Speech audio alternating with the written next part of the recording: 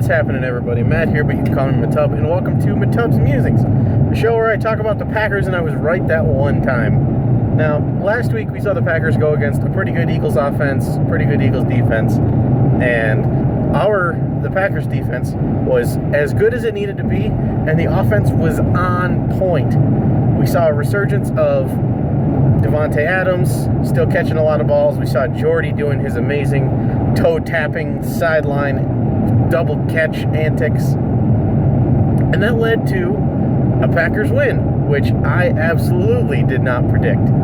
The Packers are going to be going up against the Texans, who are not necessarily a great team, but they have a very good record. The Texans have a decent defense and an absolutely god-awful offense.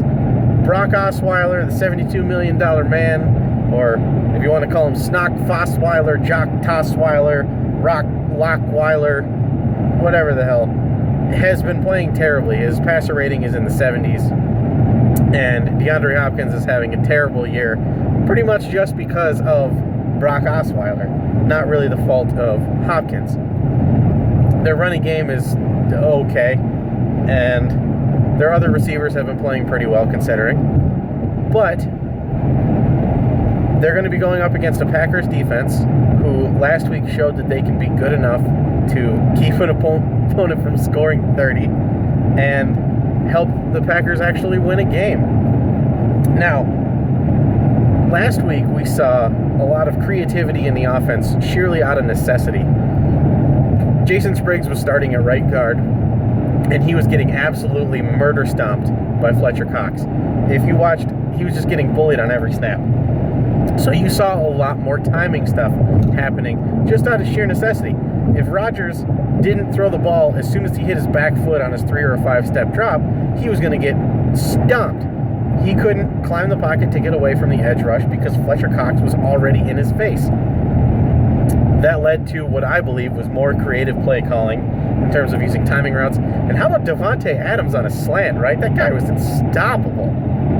Now, that said, we're hoping that those kind of play calls will continue and that the Packers will continue to put up points like they did last week. Seemingly unstoppable, I guess would be a good word for it. But Mike McCarthy rarely disappoints with his ability to surprise you, and not necessarily always in a great way. But with that said, this Texans team is not very good. I think that the Packers will beat them, but the score will not perfectly display how the game went. I think that the Texans are going to score some points in garbage time. In the way that the Packers have lost in recent weeks, I think that's how the Texans are going to lose. I think it's going to look like they're getting blown out, but then they're going to score some points in garbage time and kind of make it look like it was competitive. So I'm going to say Packers 24, Texans 17. I'm predicting a win for us. I really hope we don't disappoint, and I could really use a pick-me-up right now. So, guys, that's it. Thanks for riding with me today. And as always, I'm Matt, but you can call me Matub. And you have a great day.